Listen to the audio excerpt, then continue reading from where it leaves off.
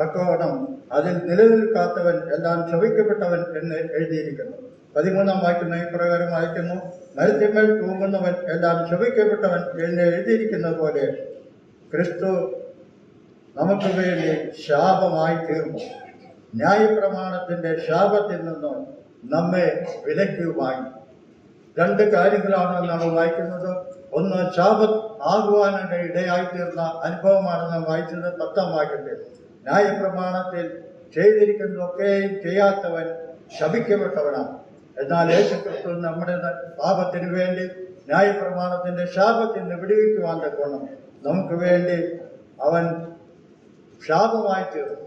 അവൻ മരിച്ചു, അവൻ അടക്കപ്പെട്ടു, 3-ാം നാൾ ഉയർത്തെഴുന്നേറ്റിരിക്കുന്നതാണ്. നമ്മുടെ ജീവിതത്തിൽ നമുക്ക് ലഭിച്ചിരിക്കുന്ന അനുഗ്രഹം എന്ന് പറഞ്ഞാൽ അബ്രഹാമിന്റെ ആ കൂടെ നൽകിയിരിക്കുന്ന അനുഗ്രഹം നമ്മൾ ദൈവമക്കളാക്കി തീർക്കുവാൻ ദൈവത്തിന് പ്രസാദം തോന്നി. നമുക്ക് വേണ്ടി ശാപമായി തീർന്ന യേശുക്രിസ്തു മുഖാന്തരം നമ്മെ നിത്യമായിരിക്കുന്ന ന്യായപ്രമാണത്തിന്റെ ശാപത്തിൽ നിന്ന് നമ്മെ വിടുവിച്ചു ജീവനുള്ളവരാക്കി നമ്മെ തീർത്തു. 2 കാര്യങ്ങളാണ് നമ്മൾ തീർത്തത്. ഒന്ന്, ശാപത്തിൽ നിന്ന് വിടുവിച്ചു ദൈവത്തിന്റെ മക്കളാക്കി തീർത്തു.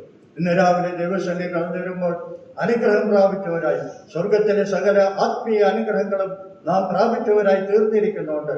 പിതാവായ ദൈവത്തെ ആത്മാവിന്റെ സത്യത്തിലും ആരാധിപ്പാൻ തക്കണം നമ്മെ യോഗ്യരാക്കി തീർത്ത ദൈവകൃപയെ ഓർത്ത് നമുക്ക് ദൈവത്തിന് സ്തോത്രം അർപ്പിക്കാം. അവന്റെ വലിയ നാമം എന്നേക്കും മഹത്വപ്പെടുന്നതാണ്.